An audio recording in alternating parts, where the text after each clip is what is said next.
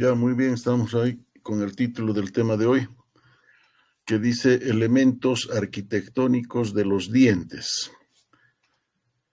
Este tema pues nos va a hablar de de todas las formaciones que encontramos en las superficies de los dientes. Ahí vamos a encontrar entre estas formaciones, vamos a encontrar los rebordes marginales, las cúspides, las depresiones, encontraremos las facetas, las aristas, los rebordes marginales, las fosas, todo lo que se encuentra en la superficie de los dientes perdón, y que caracterizan a cada una de las piezas, ¿no? Alterando su forma, su número. Cada pieza pues tiene cierta cantidad y disposición de estos elementos arquitectónicos. Por eso es importante primero, antes de describir cada pieza, pues conocer estos elementos arquitectónicos, ¿no? Así que son todas las formaciones que encontramos en la superficie de los dientes. No solo en la corona, vamos a encontrar algunos elementos en la porción radicular y elementos que están entre la corona y la raíz, que son los cuellos. De eso vamos a hablar al final. Empecemos por lo que viene a ser las cúspides, ¿no? El elemento arquitectónico cúspides. Las cúspides son formaciones elevadas de aspecto piramidal de base cuadrangular. Es decir, que cada cúspide viene a ser como una pequeña pirámide, cuya base está soldada a la corona y el vértice vendría a ser la punta de la cúspide, ¿no? El vértice de la cúspide. Como bien ya sabemos, en las caras oclusales es donde vamos a encontrar este elemento, las cúspides. Vamos a ver aquí que existen en algunos casos 2, 3, 4, hasta 5 cúspides que puede haber en las caras oclusales. Eso pues va a caracterizar a cada pieza. Entonces, comencemos conociendo cómo es una cúspide. Ya habíamos dicho que es una pirámide de base cuadrangular.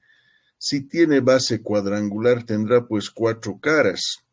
A esas caras de la pirámide, que en este caso es las caras de la cúspide, llamamos facetas. Y entre estas facetas tenemos 2 que son lisas y 2 que son armadas, ¿no? Como tiene 4 facetas, 2 son las lisas que están fuera de la cara oclusal y 2 son las armadas que están dentro de la cara oclusal.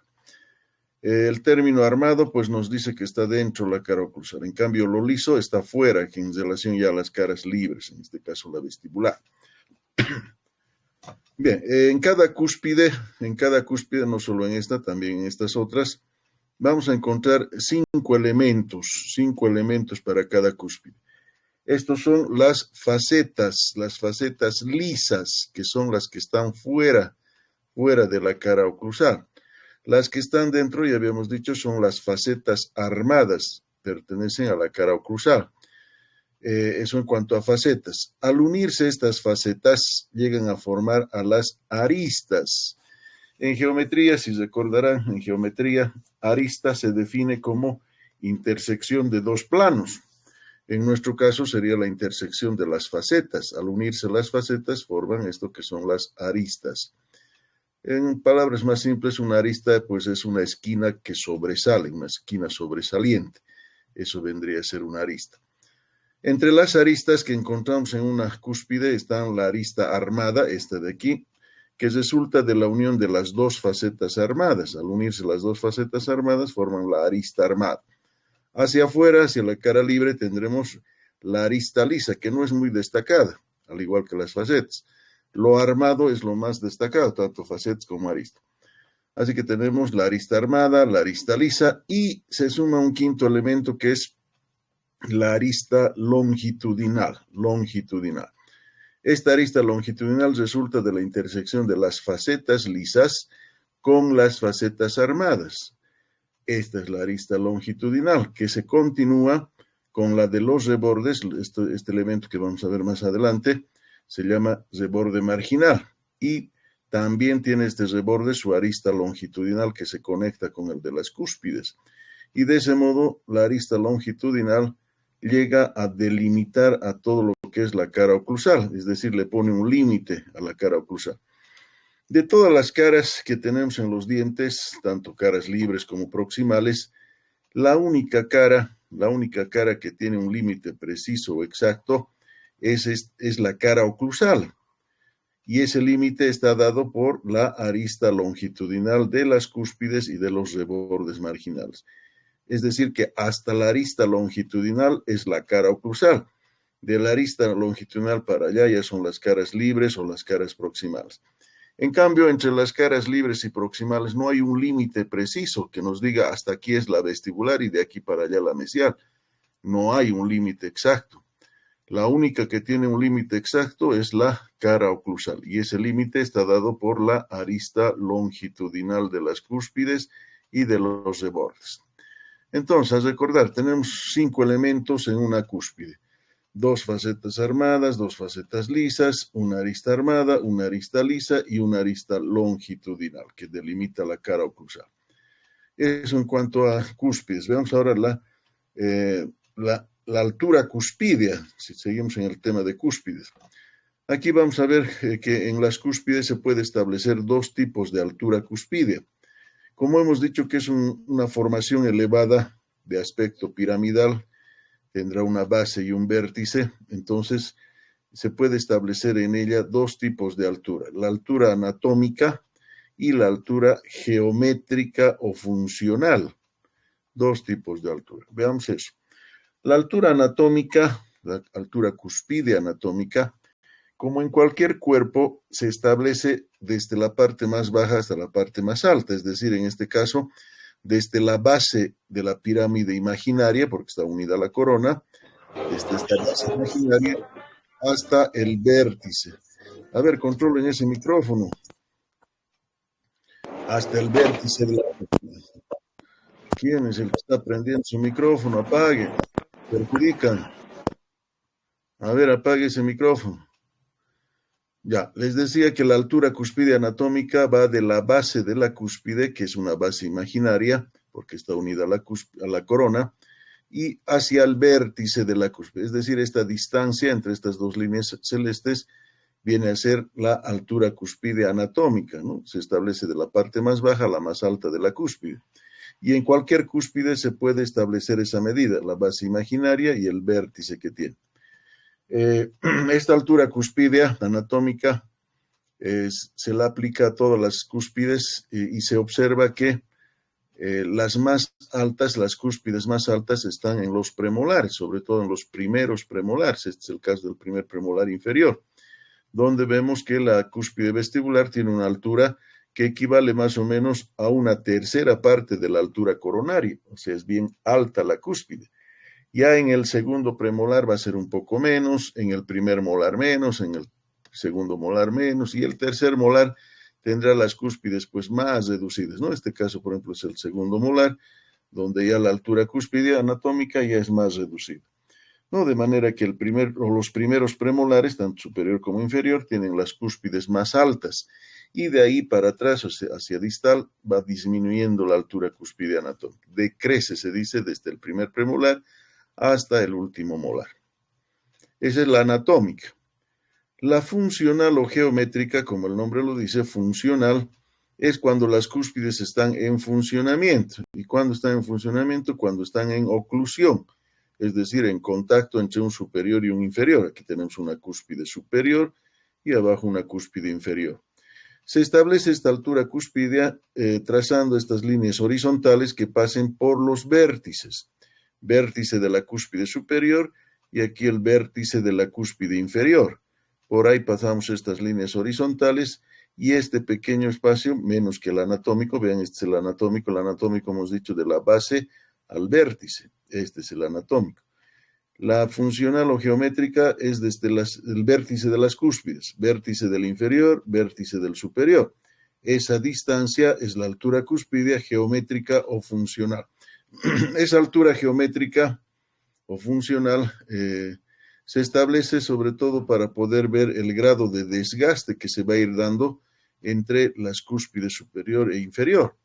Lo que significa que las cúspides, pues con los años, cada vez van a disminuir su altura cuspidea funcional por la fricción que se va dando durante la masticación entre superiores e inferiores.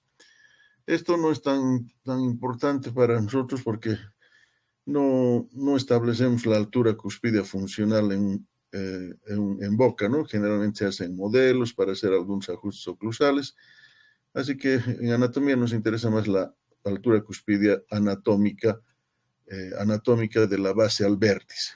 En cambio, esta funcional o geométrica, pues tal vez para hacer ajustes oclusales. Bien, esas son las dos alturas cúspides, la anatómica de la base al vértice en cualquier cúspide y la geométrica o funcional que se establece entre dos cúspides antagónicos, es decir, entre un superior y un inferior. Y esto para establecer el grado de desgaste que se va a dar entre esas cúspides. Va del vértice del inferior al vértice del superior. Esa distancia es la altura cúspide geométrica o funcional. Eso en cuanto a las cúspides. Bueno, aquí tenemos todavía algo interesante que vamos a ir viendo a lo largo de la descripción de las piezas, donde la parte posterior que tenemos en los incisivos y caninos, que llamamos el cuarto lóbulo, este cuarto lóbulo va a ir creciendo desde el central hasta los premolares, formando ya lo que vamos a llamar en los premolares la cúspide palatina. Es decir, que el cuarto lóbulo va a ir en desarrollo, ¿no? En el incisivo todavía es pequeño, en el canino ya crece un poco más, forma lo que llamamos el espolón, y ese mismo cuarto lóbulo en el primer premolar ya va a formar la cúspide palatina, y con esto ya va a aparecer la cara oclusal, ¿no? En los dientes posteriores. Y en el segundo premolar, en la cúspide palatina, es decir, el cuarto lóbulo, vean que ha igualado a la vestibular, ha crecido tanto que llegó a igualar a la vestibular. Así que este dibujo nos dice pues cómo va creciendo la parte palatina desde el central hasta el segundo premolar para formar ya lo que viene a ser la cúspide palatina y con esto la cara oclusal. Eso vamos a ver cuando hablemos de premolares. Segundo elemento arquitectónico, los tubérculos supernumerarios. Estos también son formaciones elevadas, pero no siempre a nivel de oclusal, ¿no? Están sobre todo a nivel de caras libres y proximales, es decir, en las esquinas mayormente.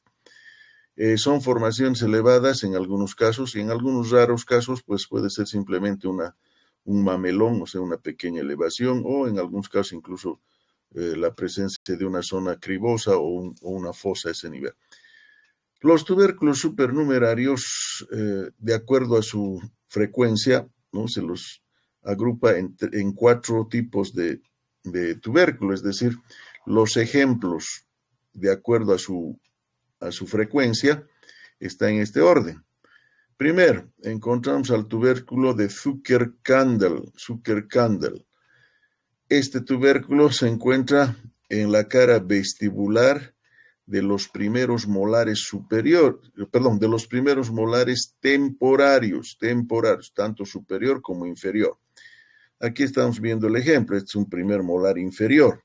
El superior también lo tiene. Y vean que aquí en esta esquina, la esquina de cervical y mesial, por eso hablamos del tercio mesio-cervical o cérvico-mesial, en esta esquina pues se da una elevación que no se parece pues a una cúspide, ¿no? Simplemente es un mamelón, una elevación de tejido, lo que llamaríamos en términos comunes un chinchón, una elevación, un aumento de volumen también, ¿no? En esta zona. No hay un surco que lo separe o lo delimite, no hay vértice, solamente es un aumento de volumen. Este tubérculo de Zucker-Kandel es uno de los más frecuentes, se habla de un 95%, o sea, es casi seguro encontrarlo en los primeros molares temporarios, tanto superior como inferior, como estamos viendo en este ejemplo. Es el más frecuente, 95%. Le sigue en frecuencia el tubérculo de Carabelli. Carabelli es un poco menos en frecuencia y tiene dos ubicaciones. La primera, la que más nos interesa a nosotros, es en mesio-palatino, es decir, en la unión de la cara mesial y la palatina, en plena esquina, del primer molar superior permanente. Este es el caso.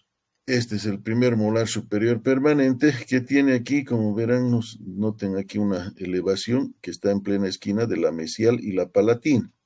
Es el tubérculo de Carabelli, que para este caso del permanente, del segundo permanente, del primero permanente superior, se da en un 58% según Choquet. O sea, de 100 primeros molares permanentes, 58 tendrán pues esto que es el tubérculo de Carabelli. Eso en el permanente. Pero también tenemos su homólogo en los dientes temporarios. Aquí tenemos el segundo temporario.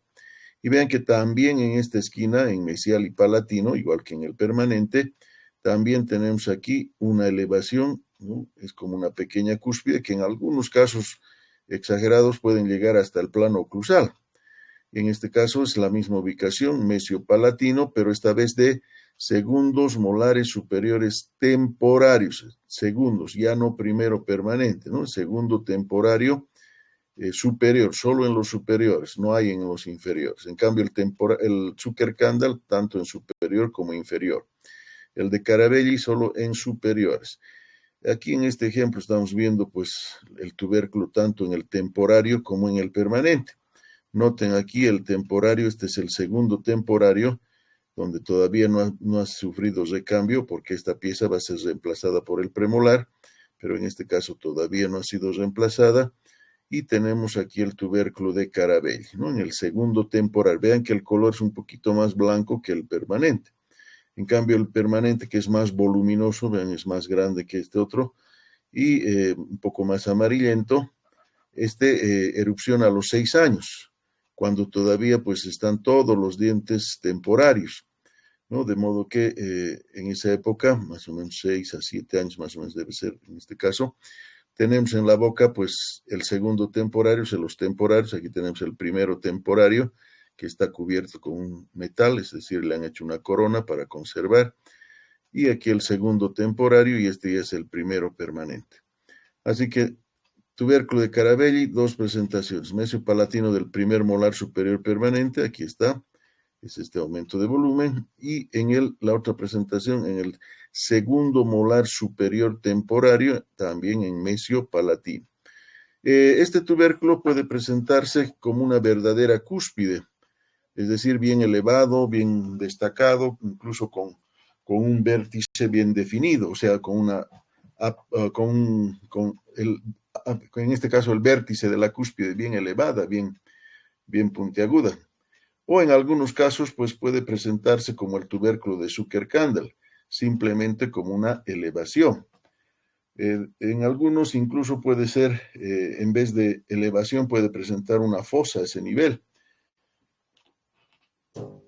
Todas esas formas de presentación pues llegan a un 58% en el caso de los permanentes, y en los temporarios es más frecuente, se habla de un 80 a 90%, o sea, es bastante frecuente en el segundo temporal. En el primero permanente se dice que está en un 58%. Ese es el tubérculo de Carabelli. Le sigue en frecuencia el tubérculo de Volk. El de Volk se encuentra en los segundos o terceros molares superiores, también superiores, esto pues a nivel del ángulo mesio-vestibular. Este es el ejemplo, este es vestibular y este es mesial, ¿no? Más o menos en la esquina se encuentra esto que es el tubérculo de Volk. Menos frecuente que el de Carabelli, pero más frecuente que el de Traviani. El cuarto ejemplo, el tubérculo de Traviani. En este molar, este es un segundo molar, vean que tiene los dos tubérculos, el de Volk en el ángulo o en la esquina, si quieren, vestíbulo mesial, y el de Traviani que está en palatino y distal o distopalatino. En la unión también podemos decir de la palatina y la distal, ¿no? Así que estos dos tubérculos se dan en algunos casos en el segundo, en algunos puede darse en el tercero, pero no en el primero. En el primero, pues solamente el tubérculo de Carabelli, ¿no? Carabelli. Para segundos o terceros puede darse el de Volk y el de Traviani. Estos tubérculos no son muy elevados, al menos estos dos, y son más raros, ¿no? Sobre todo el de Traviani se ve muy rara vez. No tenemos un porcentaje de su frecuencia como los anteriores, pero sí se sabe que son más raros con respecto a los primeros, ¿no? El de Zuckerkandel y Carabelli. Se ve muy raro, al menos el de Traviani. Estos tubérculos generalmente en su estructura están pues formados solo por esmalte. Rara vez pues forma la dentina parte de su estructura, pero lo que nunca se va a dar en la estructura de un tubérculo es el cuerno pulpar.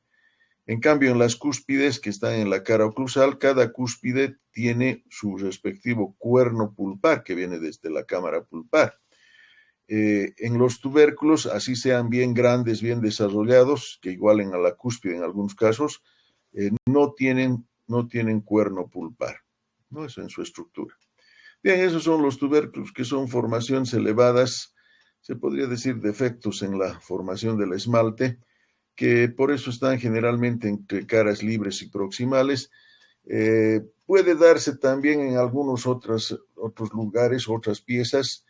Algunos autores reportan el caso de los dientes anteriores, incisivos y caninos, donde puede darse tubérculo a nivel de lo que es el cuarto lóbulo, es decir, en la cara palatina, pero muy, muy rara vez, ¿no? Por eso se dice que estos cuatro son los más frecuentes. Bien, pasemos a otro elemento arquitectónico, los surcos. Se define a los surcos como una interrupción notable en la superficie dentaria. Esto significa que el surco pues viene a ser una interrupción en la superficie del esmalte. Estos son los surcos que interrumpen la superficie, ¿no? Algunos autores también lo definen como espacio intercuspídeo, o sea, el espacio diminuto entre dos cúspides o tres cúspides, ¿no? Así que estos vienen a ser los surcos. ¿Cómo se forman los surcos? Se dice que estos surcos llegan a establecerse por la mala coalescencia de los lóbulos que forman las cúspides. Se dice, ya en una clase anterior habíamos hablado, que se forman las cúspides, se forman a partir de lóbulos, al igual que en las piezas anteriores también habíamos hablado que tienen lóbulos, y esos lóbulos en cada cúspide van creciendo en forma centrífuga en cada uno al mismo tiempo, y llega un momento en el que se fusionan, se unen los lóbulos y forman la cara oclusal. Esa fusión, esa unión de los lóbulos no es muy perfecta y queda pues como reliquia de esa mala fusión esto que llamamos los surcos, sobre todo los surcos principales. Esta mala fusión entre dos cúspides que forma el surco pues puede ser en algunos casos a nivel solamente del primer tejido, es decir, a nivel del esmalte. Aquí estamos viendo en estos cortes, ¿no? Vean que aquí tenemos un surco normal que está solo en el primer tejido, en el esmalte. En cambio, en un surco muy profundo, donde no se ha unido bien los lóbulos de las cúspides, llega a formar esto que llamamos una fisura, es decir, un surco muy profundo, que generalmente está próximo al segundo tejido, ¿no? Así que esto pues es más peligroso, ¿no? Una fisura que un surco normal.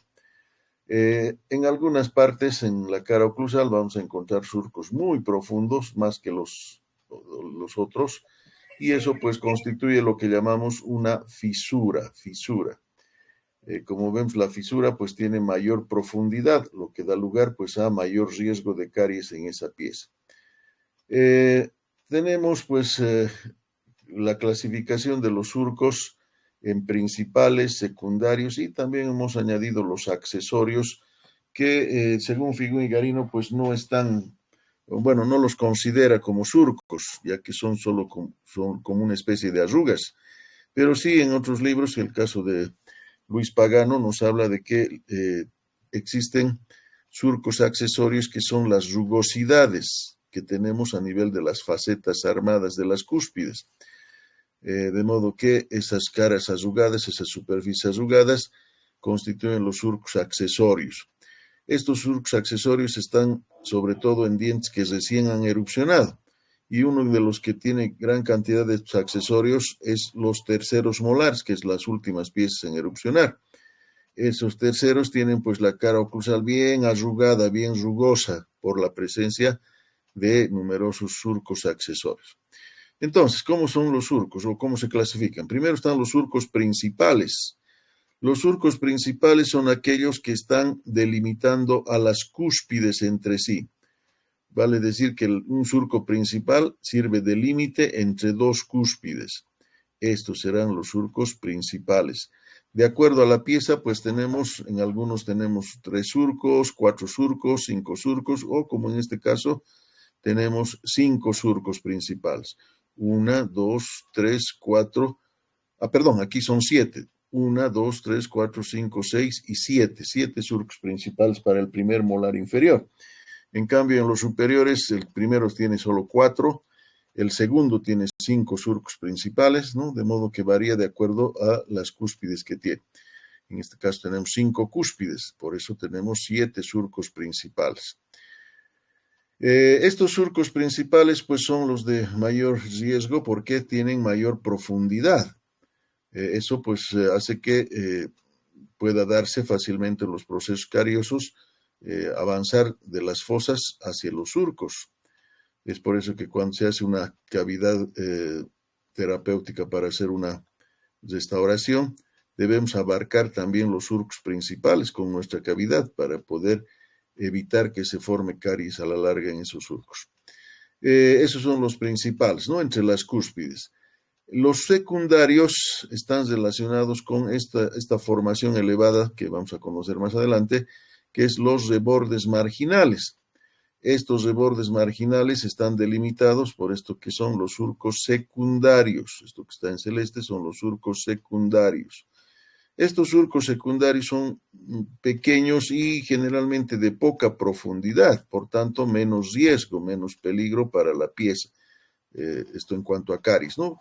Se da menos frecuencia de caries en los surcos secundarios, es más en los principales. Así que recuerden, es fácil relacionar los principales entre las cúspides, en cambio los secundarios en el reborde marginal, delimitan al reborde marginal. No podemos hablar de surco secundario en esta zona de las cúspides, ¿no? Hablamos de secundario a nivel de esto que son los rebordes marginales.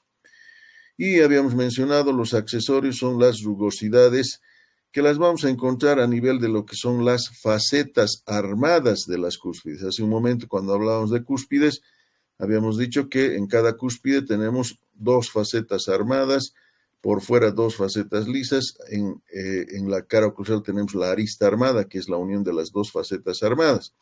En esas facetas armadas es donde se encuentran los surcos accesorios, ¿no? Que son una especie de arrugas, rugosidades, que no tienen mucha frecuencia, por eso Figún y Garino no lo considera como un surco, porque la definición de surco nos decía que es una interrupción notable, y aquí pues en los accesorios no hay interrupción, es simplemente como una arruga, ¿no? Como una cierta profundidad, pero que no es tan estrecho como los accesorios.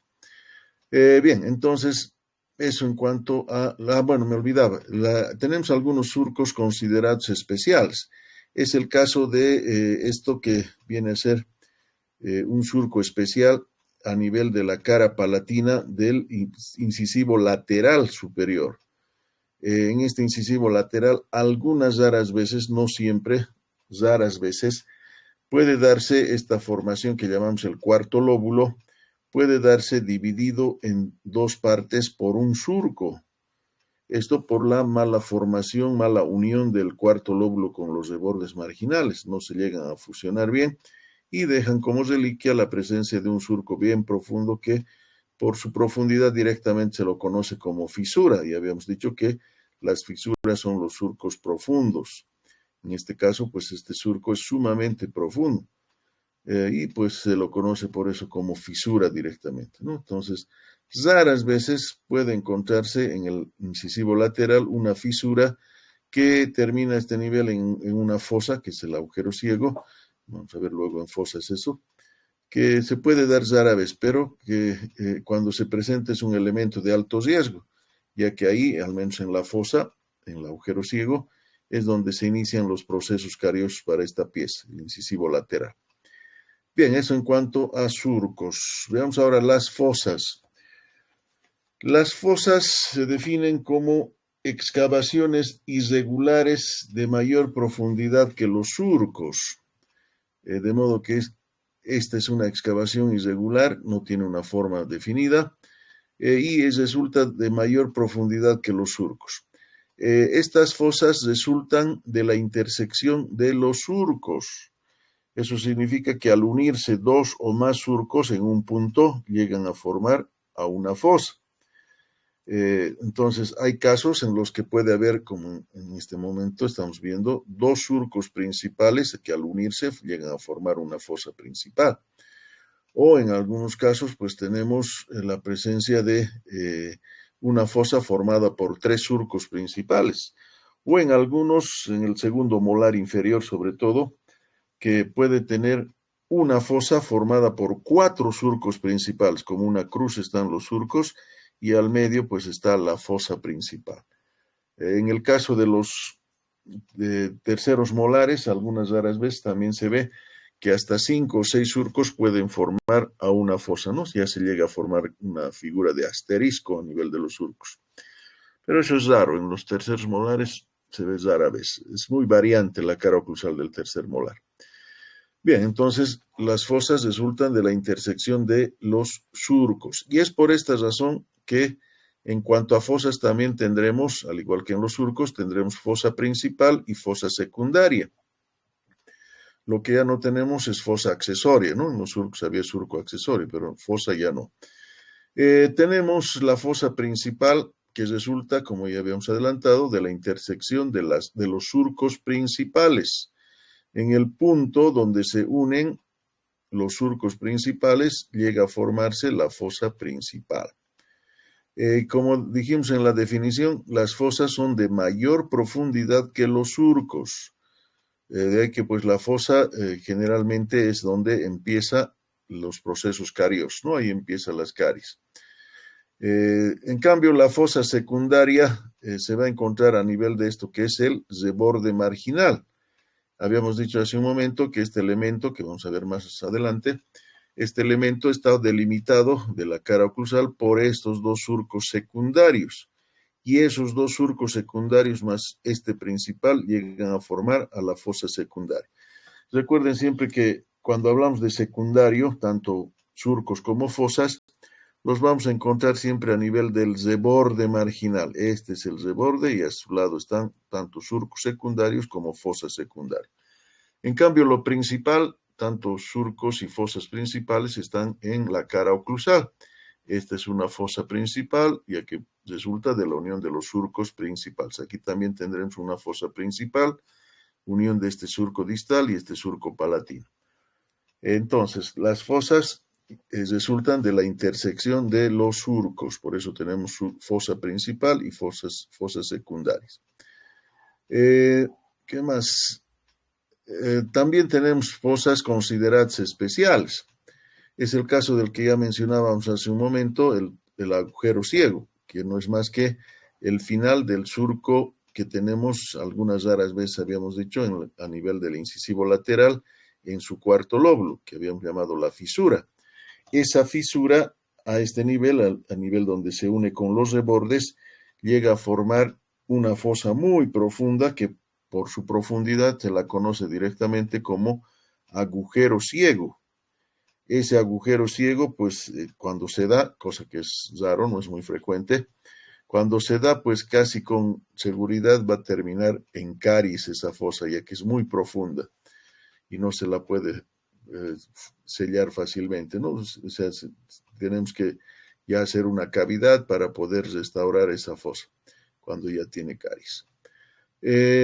Entonces, bueno, hay otra fosa también considerada especial, que es la fosa vestibular.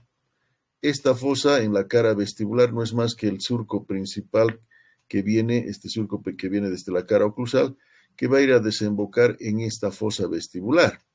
Se la conoce por su forma, a esta fosa vestibular, con el nombre de fosa olivar, porque tiene la forma de una oliva, o sea, una aceituna, pero en versión muy reducida, ¿no? Tomen en cuenta que los dientes son pequeños, no son grandes, la aceituna es grande.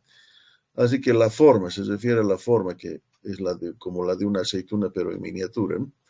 Esta fosa es considerada especial, uno, pues porque es un solo surco el que va a ir a terminar en esta fosa. No es intersección de dos o más surcos como ocurre en la oclusal. Es un solo surco, el surco vestibular, que va a ir a terminar en esta fosa olvaria. No es al 100%. Algunos dientes no tienen esta fosa vestibular. Es más frecuente en el primero que en el segundo molar, y más que todo en los superiores que en los inferiores. Esta fosa, esta fosa olivar también se es considerada especial por su profundidad. Suele ser más profundo que la fosa que tenemos en oclusal, razón por la que cuando se presenta, que como no es al 100%, cuando se presenta casi siempre termina en caries, la fosa olivar, la fosa vestibular. Esto porque esta zona vestibular pues es más propensa a la placa bacteriana, es decir, se acumula más placa en esta zona por el contacto con el carrillo y porque es una zona de menor autolimpieza. Y por eso pues hay más acumulación de placa bacteriana, lo que da lugar a el inicio de caries muy pronto en esta fosa. Es por esa razón que las fosas y los surcos profundos, que son las fisuras, son elementos de alto riesgo para la pieza dentaria, ya que ahí es donde se inician los procesos cariosos. Es por eso que hoy en día tenemos pues un material que nos evita que se forme caries en las fosas y las fisuras. Y justamente se llama sellante de fosas y fisuras. Con el sellante lo que hacemos es cubrir todas estas fosas y surcos profundos, es como plastificar esto y de ese modo pues evitar que se instale un proceso carioso, ¿no? Así que con el sellante se evita la caries en estas fosas y fisuras que tiene la cara oclusal. Se recomienda este sellante en dientes que recién han erupcionado. Es el caso de los primeros molares permanentes que erupcionan a los 6 años. A esa edad, una vez que ya aparece la cara oclusal, ya se le puede hacer un sellante para evitar que se instale un proceso carioso en esa cara oclusal. En operatoria dental, pues se maneja un dicho que es muy cierto, que nos dice que las fosas de hoy serán las caries del mañana. O sea que en las fosas, pues es donde se instalan o empiezan los procesos cariosos. Por eso, siempre cuando se va a hacer una restauración, debemos abarcar hasta las otras fosas, aunque no tengan caries, abarcar esas fosas para que no se instale o no empiece un proceso carioso, como medida preventiva, ¿no? Bien, esas son las fosas muy peligrosas para la pieza dentaria. Luego, otro elemento arquitectónico que tenemos son las depresiones. Las depresiones son cavidades amplias, poco profundas, que pueden estar o no delimitadas. Estas depresiones las vamos a encontrar a nivel de caras libres o proximales. No se habla de depresión en cara oclusal. En oclusal no hay depresiones. Aquí es en las caras libres, o sea, vestibular y palatino, y las proximales, que son la mesial y la distal. Esta es la palatina, esta es la vestibular. Vamos a ver los ejemplos. ¿Dónde encontramos estas depresiones? El ejemplo más representativo, el más típico, es la cara palatina de los incisivos superiores, tanto central como lateral. Esta cavidad que tenemos delimitada por el cuarto lóbulo arriba y por estas formaciones elevadas que son los rebordes, tenemos aquí una amplia depresión. Es como una cavidad que en este caso está delimitada por estos elementos. Esta depresión, pues en el lateral es más profunda que en el central. A pesar de ser más pequeño el lateral, en proporción a su tamaño, la depresión es más profunda para el lateral. Otro ejemplo tenemos a nivel de la cara distal del canino inferior. Antes, pues, en el caso de los incisivos inferiores, hay una depresión, pero muy ligera, ¿no? Ya que los rebordes y el cuarto lóbulo tienen poco desarrollo. Hay una ligera depresión para los incisivos inferiores, pero no es tan significativo como la de los superiores. El otro ejemplo, les decía, es en la cara distal del canino inferior. El canino inferior en esta parte cervical, lo que llamamos el tercio cervical, tiene una amplia depresión que va desde vestibular hasta lingual. razón por la que la cara vestibular adquiere una concavidad en esa zona, con lo que la figura geométrica resulta un hexágono. En cambio, en los superiores no hay esa depresión, y por eso la vestibular es pentágono en el superior. De modo que en el superior no hay esta depresión, solo en el canino inferior, a nivel del tercio cervical, y en la cara distal solamente, la mesial no tiene. Es un ejemplo típico del canino inferior, ¿no? La cara distal del canino inferior. También tenemos otro ejemplo a nivel de lo que es la cara mesial, esta vez, de premolares superiores, solo premolares superiores, y molares, todos los molares, tanto superior como inferior. Esta depresión, aquí está, ahí está el número 14, creo que es. Ahí está la depresión que en este caso del premolar no se extiende hasta las caras libres, solo está en la parte central. Por eso aquí podemos decir es el tercio central, central cervical o cérvico central, también se puede decir. Esta depresión en los premolares se continúa como canal hacia la raíz. De eso vamos a hablar más adelante. Es otro elemento arquitectónico que está en la raíz, que son los canales. Los molares tienen esta depresión, pero en todo el tercio cervical, no solo en la parte central, todo el tercio cervical, desde vestibular hasta palatino, o lingual si fuera inferior, tenemos una amplia depresión en toda esa parte cervical. Ojo, esto es en todos los molares, tanto superiores como inferiores. En cambio, en los premolares, solamente en superiores. Los inferiores, los premolares inferiores no tienen esta depresión. Así que aquí pueden agregar de premolares superiores, solo superiores. Y todos los molares. Es en la cara mesial. En cambio, el canino era en la distal. En premolar y molar es en la cara mesial esa depresión. Se dice que esta depresión en molares, sobre todo, tiene la función de ampliar el espacio entre dos dientes vecinos. Al estar unidos uno al lado del otro, ¿no? Esta parte amplia de cervical, o sea, la depresión, nos amplía el espacio entre las dos piezas vecinas. Esto para una mejor autolimpieza también a nivel de caras proximales.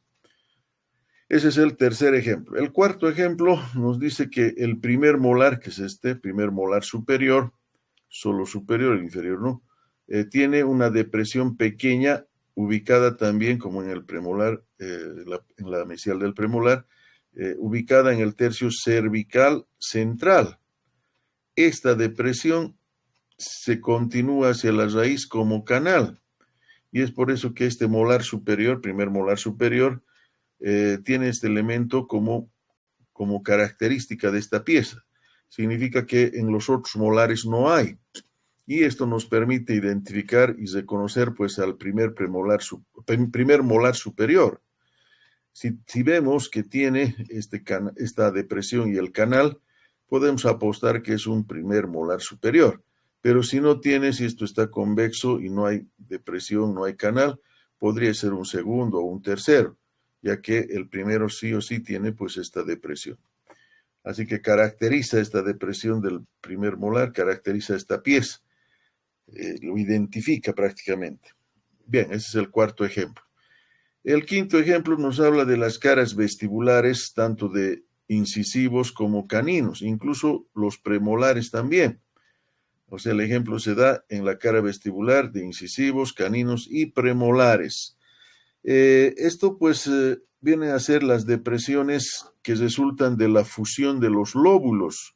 Si recuerdan cuando hablábamos de forma, habíamos dicho que la forma de los dientes, de las caras, resulta pues del crecimiento de los lóbulos. Si crece más, por ejemplo, el canino crece más hacia abajo y hacia arriba, el lóbulo central forma pues esto que es el pico o punzón. Así que al unirse esos lóbulos, dejan pues como reliquia esto que son las depresiones vestibulares. En cambio, hace un momento veíamos que en las caras oclusales también se forman por lóbulos, pero al fusionarse los lóbulos nos dejan surcos, ¿no? Los surcos principales. Pero eso era en oclusal, ¿no? Y eran pues interrupciones. Aquí no es una interrupción, es simplemente como un canal estrecho, muy estrecho, que separa a los lóbulos que se han unido, ¿no? Así que a eso llamamos depresiones vestibulares. En el caso de los incisivos van paralelos y en este caso del canino y premolar van divergentes hacia cervical. Bien, esos son los ejemplos donde podemos encontrar depresiones.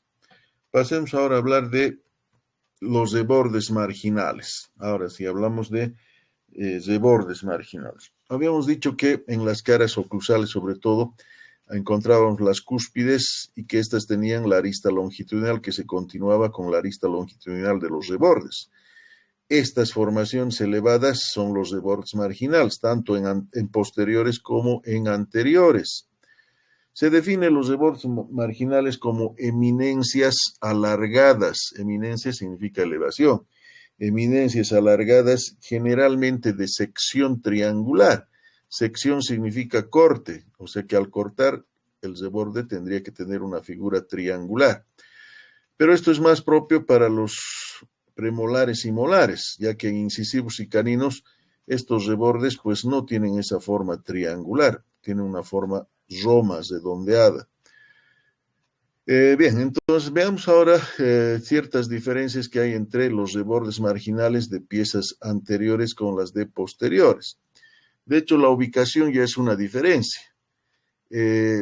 Los rebordes marginales en dientes anteriores, incisivos y caninos, se ubican en las caras palatinas de estas piezas, ¿no? Es decir, tiene una disposición de cervical hacia incisal. En cambio, en posteriores, los rebordes marginales se encuentran a nivel de esto que es la cara oclusal. Y la cara oclusal está dispuesta, pues, de vestibular a palatín. De ahí que el reborde se extiende de adelante a atrás, o sea, de vestibular a palatín. En cambio, en el incisivo era de arriba hacia abajo, o sea, de cervical hacia incisal. Estos rebordes también tienen cierta diferencia entre anterior y posterior. Eh, si cortamos a nivel del reborde, habíamos dicho que generalmente es de sección triangular, pero eso de triangular es más para diente posterior, ya que en estos dientes posteriores, al igual que en las cúspides, tenemos una faceta armada y una faceta lisa por fuera. Ahí podemos notar, ¿no? En este reborde, esto que está pintado de oscuro, negro, es la faceta armada de este reborde. En cambio, esto que está claro es la faceta lisa, ya en relación a la cara proximal. Y entre las dos forma esta arista, hemos dicho que es la arista longitudinal, que se conecta con la de las cúspides y de ese modo se delimita la cara oclusal. Así que este reborde tiene pues tres elementos: una faceta armada, una faceta lisa y una arista longitudinal, cosa que en la cúspide eran 5. En la cúspide eran 2 facetas armadas, 2 facetas lisas, arista armada, arista lisa y arista longitudinal. 5 elementos para una cúspide. En cambio, para un reborde solamente 3: una faceta armada, una faceta lisa y la arista longitudinal. Por esa razón, al cortar, pues observamos una figura triangular para este reborde cortado. Y si hacemos lo mismo en un diente anterior, incisivo canino, al cortar, pues simplemente es una elevación. No tiene facetas, no tiene arista, ¿no? Simplemente una elevación a ese nivel, al corte. Aquí estamos observando estas manchas negras oscuras que representan a los rebordes marginales. Estos rebordes se dice que en tamaño decrece desde el incisivo central hasta el último molar. ¿Qué significa eso? Que los rebordes más extensos, los más largos, los vamos a encontrar en el incisivo central, sobre todo en el superior. Y de aquí va a ir disminuyendo, en el lateral ya va a ser más chico, en el canino por las vertientes va a ser menos todavía. En los premolares, aquí estamos viendo, ya son de menor extensión. Y en los molares apenas se llega a percibir los rebordes marginales, ¿no? Va desapareciendo. Así que es un elemento que decrece desde el incisivo central hasta el tercer molar. ¿Qué más? También se dice que estos rebordes, en cuanto a función, en el caso de los anteriores, como está dirigido, como podemos ver aquí, están dirigidos hacia los ángulos incisales. Estas esquinas las llamamos ángulos incisales. Hacia esos ángulos están viniendo los rebordes. De modo que se dice que la función de estos rebordes es la de proteger esta zona del punto de contacto, es decir, a esta zona llamamos punto de contacto porque se une con el diente vecino. Esa zona es la parte más débil en cuanto a estructura de estos incisivos. Por eso es la zona donde más se llega a dar las fracturas, ¿no? En una mordida fuerte, fractura de ángulo incisal. Esa fractura pues se ve un poco retrasada pues por la presencia de esto que son los rebordes marginales. Por eso se dice que la función de estos rebordes en piezas anteriores es la de proteger esta zona que es el ángulo incisal o punto de contacto. Fíjense que está orientado hacia esos ángulos y es como si estuviese yendo a reforzar esa zona del ángulo incisal. Protege la zona del punto de contacto. Y en piezas posteriores, como son elevaciones que están al lado de la cara oclusal, también tienen la función, aparte de triturar, tienen la función de mantener el alimento en la zona oclusal. Es decir, que no deja pasar el alimento hacia los lados proximales, lo mantienen en la zona oclusal para que se pueda dar la trituración. Esos son los detalles de los rebordes marginales. Finalmente, para la corona tenemos las crestas. Las crestas son formaciones también elevadas. Se dice que son relieves definidos de esmalte que están uniendo a dos cúspides entre sí. Este relieve de esmalte, que es una elevación, une a las cúspides, en este caso la cúspide lingual con la cúspide vestibular, se encuentran unidas, no hay surco que las separe, se encuentran unidas por una cresta, o sea, una elevación de esmalte. Crestas se dan solamente en estos dos ejemplos, al 100%.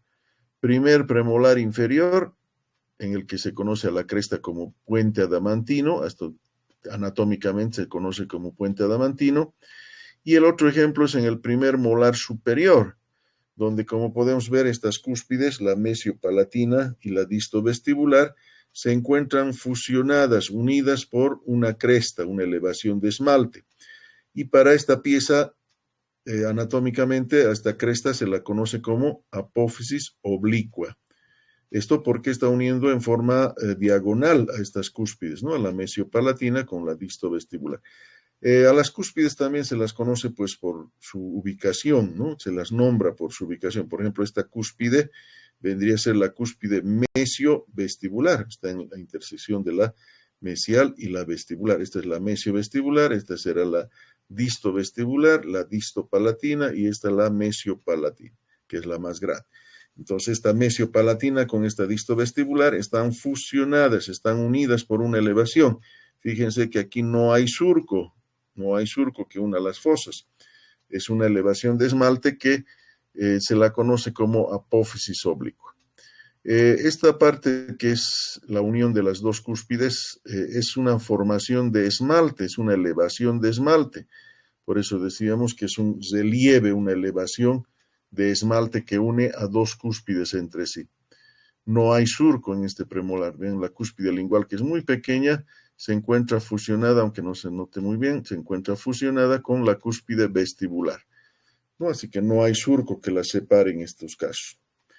Ese es el puente adamantino para el primer premolar inferior y para el primer molar superior la apófisis oblicua. Esos son los ejemplos más representativos, ¿no? Al 100% diríamos. Pero también algunas raras veces, no siempre, raras veces, podría darse la presencia de cresta en las piezas que continúan a estos ejemplos. Vale decir, en el segundo premolar inferior puede tener esta misma forma, la cara oclusal, y puede tener cresta, ¿no? Eso se habla de aproximadamente un 15%. En el primer molar, ya habíamos dicho, es al 100%, pero también puede darse en su diente vecino, es decir, el segundo molar superior. Algunas raras veces puede darse la presencia de una cresta, ¿no? Cuando se da la forma de compresión, ¿no? En el segundo molar, ahí suele darse la presencia de una cresta. Pero no es muy frecuente, ¿no? Los más frecuentes son en estos dos. Bien, entonces hasta aquí estamos viendo elementos arquitectónicos que están en la corona. Todo lo que hemos descrito estaba en la corona. Veamos ahora elementos arquitectónicos, pero de la parte radicular. Ya no estamos hablando de corona, estamos hablando de raíz. Tenemos tres elementos arquitectónicos a nivel radicular: los canales radiculares, espacio interradicular y el foramen y las foramines que ya las hemos conocido.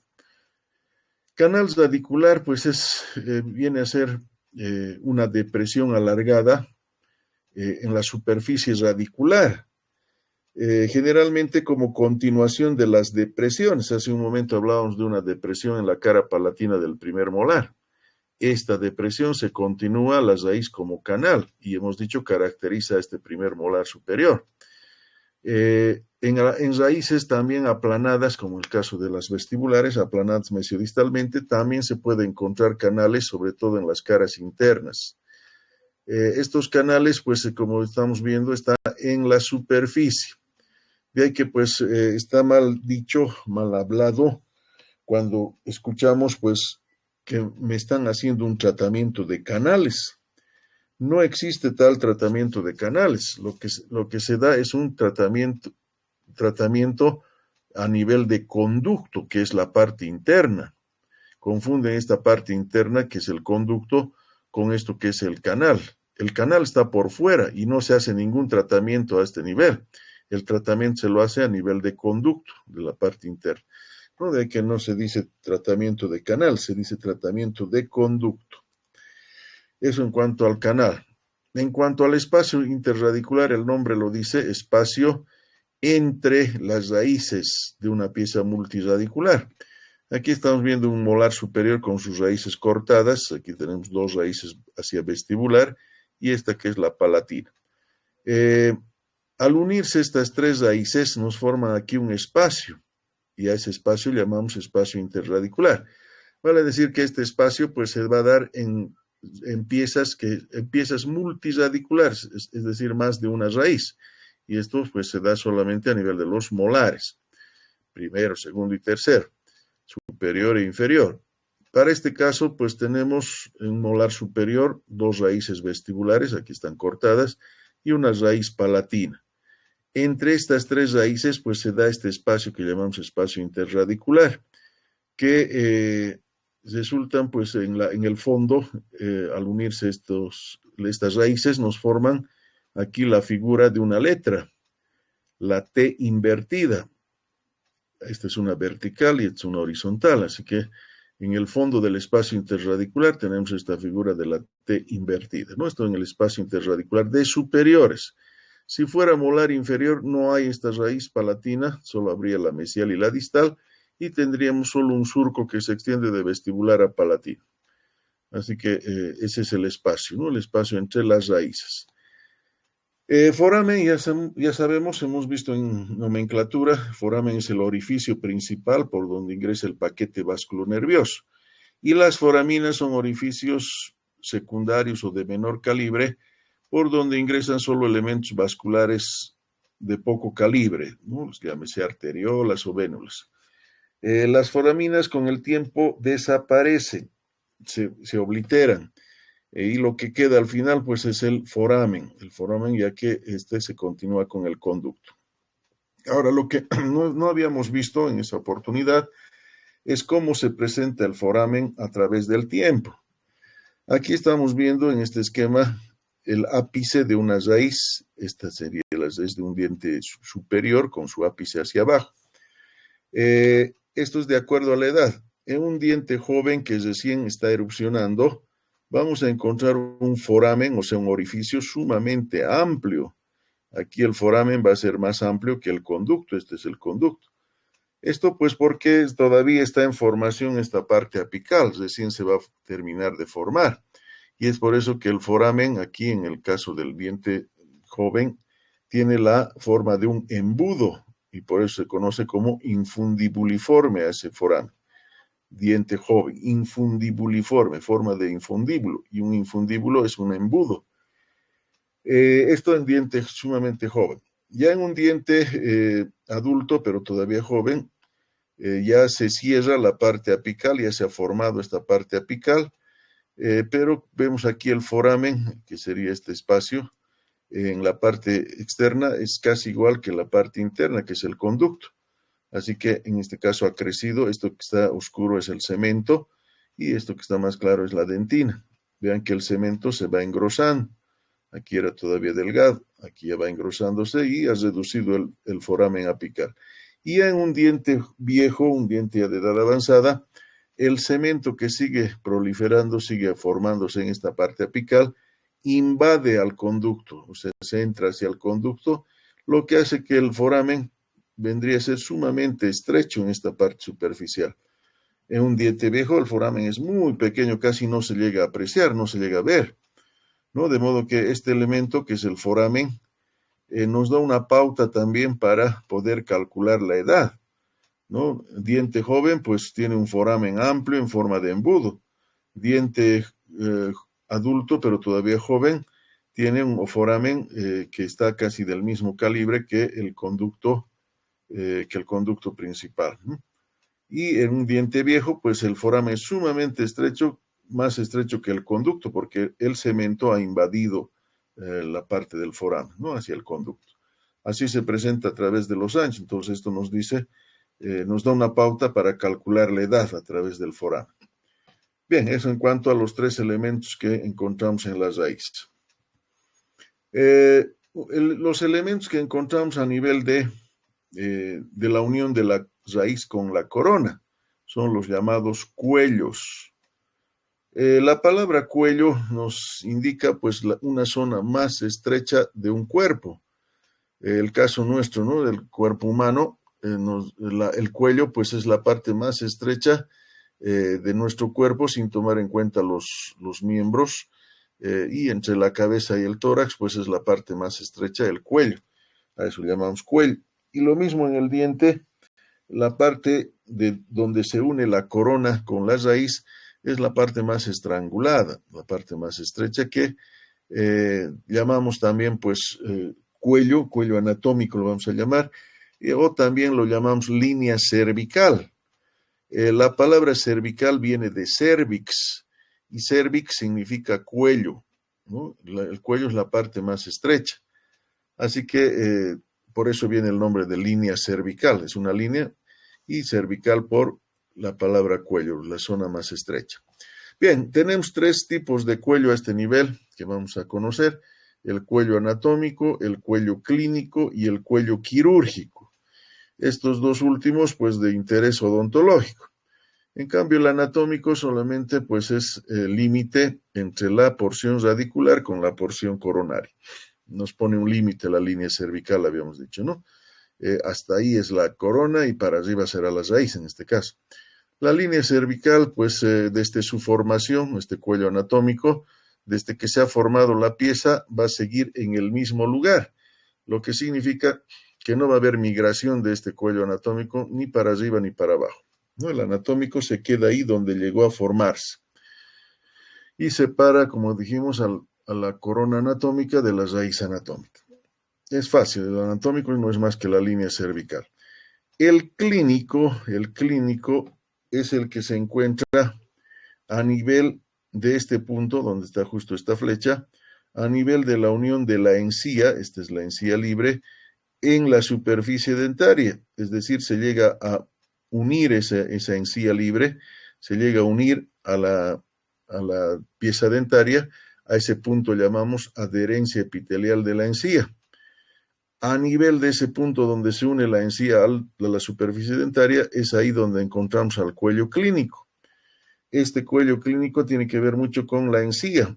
Donde esté insertada la encía, donde esté adherida, a ese nivel se encuentra el cuello clínico. Este cuello clínico no tiene un lugar fijo como el anatómico. En un principio, aquí estamos viendo este inciso A, vean que el cuello clínico, la encía se encuentra a este nivel, o sea, por encima del anatómico. El anatómico está a esta altura. Todo esto es la corona, hasta aquí. Este es el anatómico y para abajo la raíz. Por tanto, en una primera etapa, donde todavía el diente es joven, la encía está aquí, por encima del anatómico. Y a ese nivel se encontrará su cuello clínico, donde está adherida la encía a la superficie dentaria. Y con los años, debido a la formación de placa bacteriana, cálculo, sarro, la encía tiende a retraer, o sea, a recorrer hacia la raíz. Y por eso ya en un diente adulto, pues vamos a ver que la encía se encuentra a nivel justo del cuello clínico, perdón, del cuello anatómico, o sea, de la línea cervical, este inciso C. Y ya con el tiempo, con los años, sobre todo por la placa bacteriana y el tártaro, la encía va recorriendo hacia la raíz y vean, se da este inciso B donde vamos a tener la encía pues ya a nivel de lo que es la raíz anatómica y ya está expuesta la línea cervical, ¿no? Ya se va a ver la línea cervical. Esto, pues a esto llamamos retracción gingival. Gingival es encía, ¿no? Cuando hablamos de gingival es sinónimo de encía. De modo que si hablamos de retracción gingival es pues la retracción de la encía hacia la raíz. Esto pues ocurre, pues ya dijimos, por acumulación en esta zona de placa bacteriana y de tártaro cálculo que hace que es material irritativo, que hace que la encía pues vaya recorriendo hacia abajo. Y en esos casos pues el cuello clínico ya no va a estar aquí arriba, ¿no? Tampoco aquí, estará pues donde está la encía. Si la encía está aquí, hasta ahí será pues su cuello clínico. Este cuello clínico tiene mucha importancia en lo que viene a ser las prótesis fijas, el caso de las coronas y los puentes, ya que con este cuello, o más bien con la corona, con la prótesis fija, debemos llegar hasta este cuello clínico, ¿no? Es decir, que la corona tiene que introducirse por esto que es el surco gingival hasta el punto donde se une la encía. Hasta ahí viene o tiene que venir la corona que vamos a hacer en prótesis fija. ¿No? Es por eso que se dice que este cuello clínico tiene mucho interés para las prótesis fijas, como son las coronas y los puentes. Bien, eso en cuanto al cuello clínico. El cuello quirúrgico. Pues, como su nombre lo dice, está relacionado con cirugía. En este caso, pues relacionado con las exodoncias, ¿no? Este cuello quirúrgico se considera al espacio, este espacio pequeño que tenemos entre la línea cervical o cuello anatómico y la cresta del hueso alveolar. Cresta es la parte más elevada de esto que es el hueso alveolar. Entonces, vean, aquí está la flechita, aquí vean la flechita, nos indica este pequeño espacio entre la cresta del hueso alveolar y el cuello anatómico o línea cervical. Este pequeño espacio sirve para sujetar la pieza cuando vamos a sacarla, cuando vamos a hacer la extracción. Los bocados del forceps deben venir hasta esto que es el cuello quirúrgico, hacer la prensión ahí, o sea, sujetar ahí la pieza para poder sacarla fácilmente. Si agarráramos con los bocados del forceps, o el alicate que comúnmente llama la gente, si agarráramos por encima del cuello clínico y del anatómico, si agarráramos solo aquí, al hacer los movimientos se corre el riesgo de que se fracture la pieza que vamos a sacar justo en la línea cervical. Es pues como la barra de chocolate que tiene ranuras y que cuando queremos partir hacemos fuerza y justo se rompe pues en la ranura, ¿no? Para poder dividirnos el chocolate. Lo mismo en este caso, esta vendría a ser la ranura, es decir, vendría a ser el cuello clínico o el cuello anatómico que es más profundo y sería pues funcionaría como una ranura que si agarramos por encima de este cuello clínico, al hacer la exodoncia, pues se corre el riesgo de que se fracture justo a este nivel y saquemos pues solamente la corona. La raíz se va a quedar dentro del alveolo y nos va a complicar la exodoncia. Así que por esa razón debemos llegar al sacar la pieza con los bocados del forceps, debemos llegar a este pequeño espacio que está entre la línea cervical y la cresta alveolar. Ahí tenemos que sujetar de ambos lados a la pieza ya de la raíz anatómica, por debajo ya del cuello anatómico o línea cervical, por debajo ya en este caso agarraríamos a la pieza y con mayor seguridad pues haríamos la exodoncia de esta pieza, ¿no? Porque esto de la línea cervical ya no tenemos pues aquí abajo, o sea, ya no hay riesgo de que se fracture. En cambio, pues esto, si agarramos por encima de este cuello anatómico, al sacar, se corre el riesgo de que se fracture a nivel de la línea cervical. Bueno, entonces, el cuello quirúrgico tiene su importancia en las exodoncias, en las extracciones. Se tiene que llegar hasta este espacio que es el cuello quirúrgico con los bocados del forceps. Normalmente, pues la encía adherida, que es el cuello clínico, hemos dicho que está pegado alrededor del diente. ¿no? Está adherido, como su nombre lo dice. Y eso, pues, muchas veces impide que ingrese el forceps al hacer la exodoncia, impide que ingrese a esto que es el cuello clínico, el cuello quirúrgico. De modo que lo que se hace primero, y seguramente ya algunos han experimentado, o van a decir algunos, lo primero que se hace para una exodoncia después de la anestesia es liberar este cuello clínico, esta adherencia epitelial. De que con un instrumento punzocortante, pues liberamos la adherencia epitelial del lado vestibular y del lado palatino-lingual, y eso nos va a permitir ingresar pues con mayor facilidad con los bocados del forceps hasta llegar al cuello clínico. Hacemos ahí la aprehensión y con seguridad pues vamos a sacar la pieza completa, ¿no? Así que para eso nos sirve. Si no llegamos al cuello clínico y agarramos por encima del anatómico, al hacer los movimientos vamos a sacar, pero solo la corona, la raíz se va a quedar dentro del alveolo y nos va a complicar la exodoncia, ¿no? Así que para eso sirve este cuello quirúrgico, para sujetar la pieza cuando vamos a sacar. Bien, en resumen, entonces tenemos tres cuellos: el anatómico, que no es más que la línea cervical que separa corona de raíz. Luego está el clínico, que está a nivel de esto que es la adherencia epitelial de la encía, donde se pega la encía al diente, ahí está el cuello clínico, que no tiene un lugar exacto, puede ir cambiando su posición de acuerdo a la retracción de la encía. Y luego, este cuello clínico tiene interés en prótesis fija, es para prótesis fija que se toma muy en cuenta el clínico. Hasta el clínico tiene que venir la parte cervical de las coronas y puentes.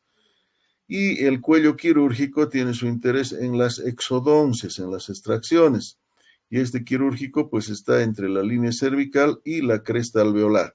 Hasta ahí tiene que venir los bocados del forceps para sujetar esa pieza de la raíz y no de la corona para poder sacarla pues completa. Esos son los tres cuellos que deben tomar en cuenta en los dientes: el anatómico o línea cervical, clínico a nivel de la adherencia epitelial y el quirúrgico entre la línea cervical y la cresta alveolar para las exodoncias. Eso en cuanto a los cuellos. Finalmente, pues tenemos la topografía de la línea cervical. Con esto terminamos. Esto pues es un estudio hecho por Choquet, por eso lo conoce como casos de Choquet, que no es más que la relación que se observa entre el esmalte de la corona y el cemento de la raíz. De ahí que pues estos son cortes histológicos que ha hecho Choquet para ver cómo se relacionan a nivel del cuello, este es el cuello o línea cervical, cómo se relacionan el esmalte de la corona con el cemento de la raíz. Y en sus cortes histológicos que ha hecho Choquet, ha encontrado 4 casos de relación entre el esmalte y el cemento de la raíz. El primer caso de Choquet, según él el más frecuente, nos dice que el esmalte, que es esto que está rayado oblicuamente, este esmalte está por encima del cemento. Este es el cemento. Vean, el cemento se ubica por debajo y el esmalte por encima. Está cubriendo el esmalte al cemento, está por encima del cemento. Y esto que está rayado es ya la dentina, ¿no? Así que el esmalte sobre cemento. El segundo caso es lo contrario: el cemento sobre el esmalte, ¿no? Vean que el cemento pues está encima del esmalte, a pesar de ser más delgado el cemento, pero está cubriendo al esmalte a nivel del cuello o la línea cervical. El tercer caso, ambos tejidos, tanto el esmalte como el cemento, terminan en un mismo punto, o sea, aquí no hay uno que le cubra al otro.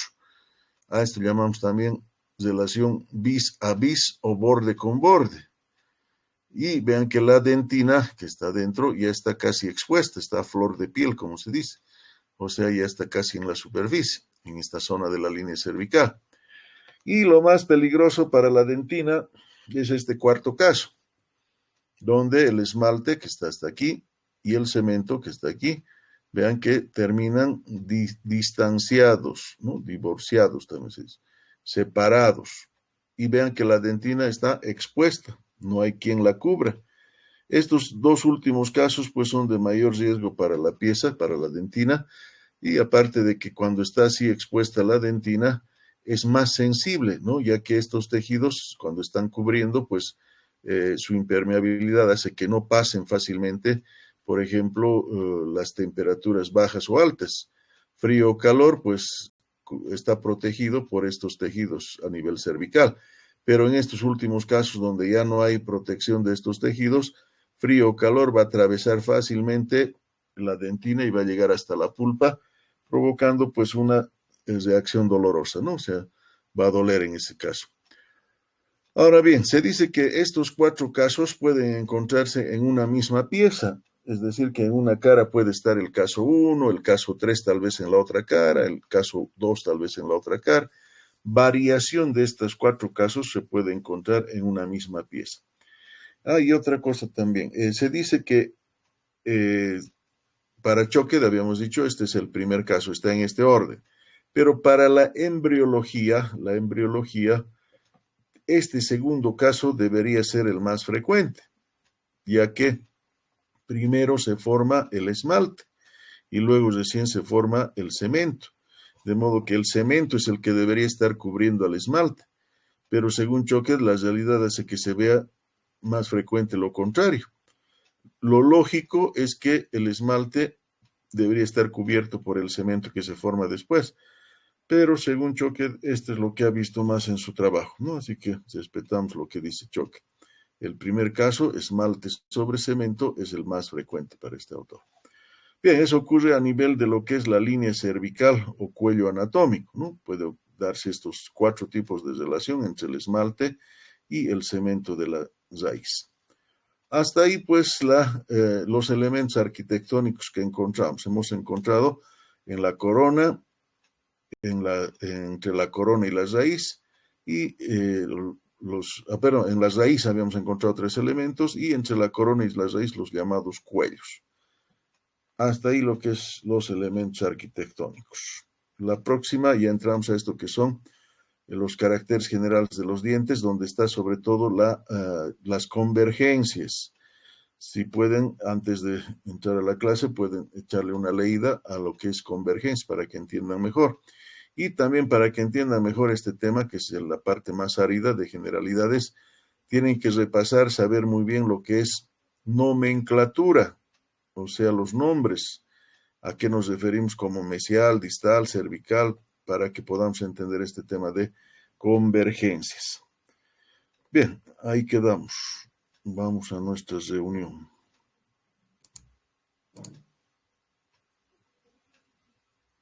¿Dónde andamos aquí? Dejar de compartir.